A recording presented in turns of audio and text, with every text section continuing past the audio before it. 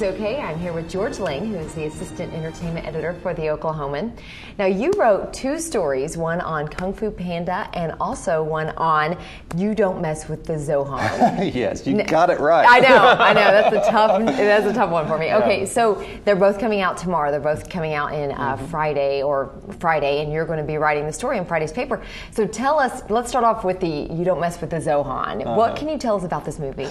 Well, it's about an Israeli Mossad commando, counterterrorism guy who decides he wants to be a hairstylist in New York. Okay, that's it. That's exactly what it's about. And it is a lot of fun. I mean, if you're a fan of the Happy Madison films, these films that Adam Sandler has been coming out with for the last decade or so, and you don't mind that he's just sort of like throwing spaghetti against the wall to see what sticks, because there's a lot of gags that are flying at you. A lot of them are just but some of them are pretty great.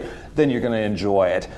This is one it's PG-13, but they're pushing the envelope on this. I mean, it is at the very top end of PG-13, so it's not for everybody. But if you don't mind a little gross out, it's for you. Now, you have spoken to Adam Sandler twice. That's right. This was your second interview with him. So tell us what he's like personally. You know, this is he's one of these guys who has he's developed a really good reputation in Hollywood. People like to work with him, and that kind of comes through when you talk to the guy. He's very easygoing. He's there's no real pretension to the man. I've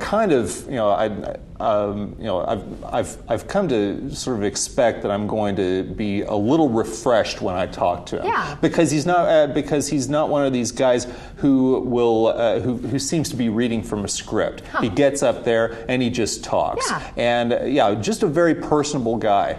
Nice. So he's laid back, not the typical Hollywood. That's right. You know, he comes in shorts and a t-shirt and sits at the table and and he's just hanging out. Nice. You know, so I don't know Adam Sandler, but the times that I've talked to him, I've enjoyed talking to him. Yeah. Well, now, like you just said, and also you're writing in your story that people are very devoted to him as a producer and a filmmaker. What do you think accounts for that? What do you think goes into that? Well, first of all, I mean, when he makes friends, he seems to keep them, and he also kind of takes care of them in a way. Through the Happy Madison production company, he's produced films for old buddies like Rob Schneider from Saturday Night Live, and so he continues to make films for them, and then he invites them along for his movies, and then he also some of his friends are people that you don't expect to see in one of his sort of slapstick, gross out comedies. People like Steve Buscemi and John Turturro, who are really big in the indie film community, but they like to work with this guy because they have fun on the movies. Nice. Okay, well, let's switch gears to Kung Fu Panda. Now, this is the DreamWorks their most recent animated movie that's come out. So tell us how it stacks up against some other animated movies. Well, this is an unusual one, particularly for DreamWorks, which they churn out a lot. I mean, a lot, probably 2 to 1 compared to what Pixar puts out. But one of the hallmarks of their movies ever since Shrek is that they put a lot of pop culture references into it. Things that maybe don't fit into a story about a kung fu master in ancient China. But things that maybe you saw on TV or something that will catch your attention or make you laugh. This is not like that. They actually play it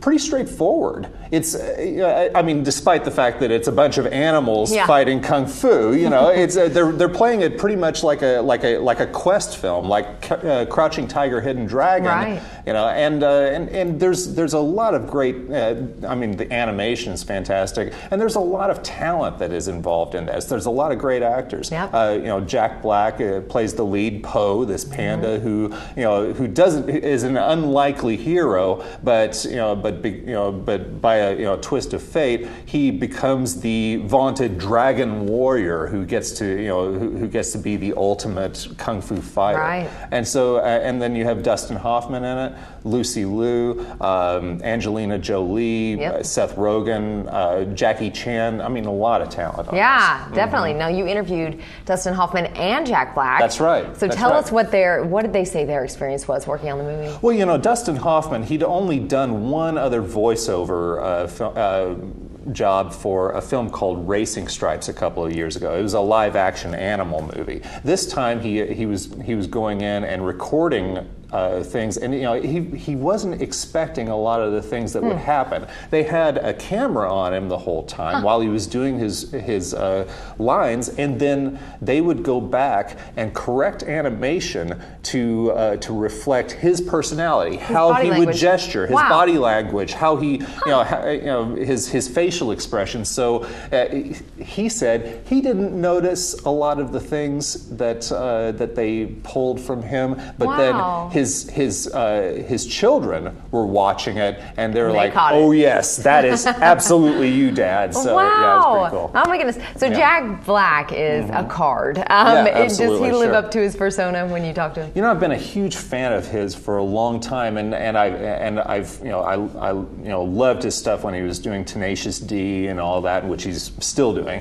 But when we were doing the interview, the guy he's on. It's kind of like Robin Williams is always on during interviews. He has a very distinct persona. He's got his eyebrow thing, and he's talking like this, and it's very It's a very he does this sort of stentorian delivery where he's pronouncing everything to a T, and you're kind of going, are you being honest with me? Are you being straight with me here? But at the same time, it's wildly entertaining to talk to the guy. Oh, I bet. So yeah, it was a lot of fun. He's got a lot of energy.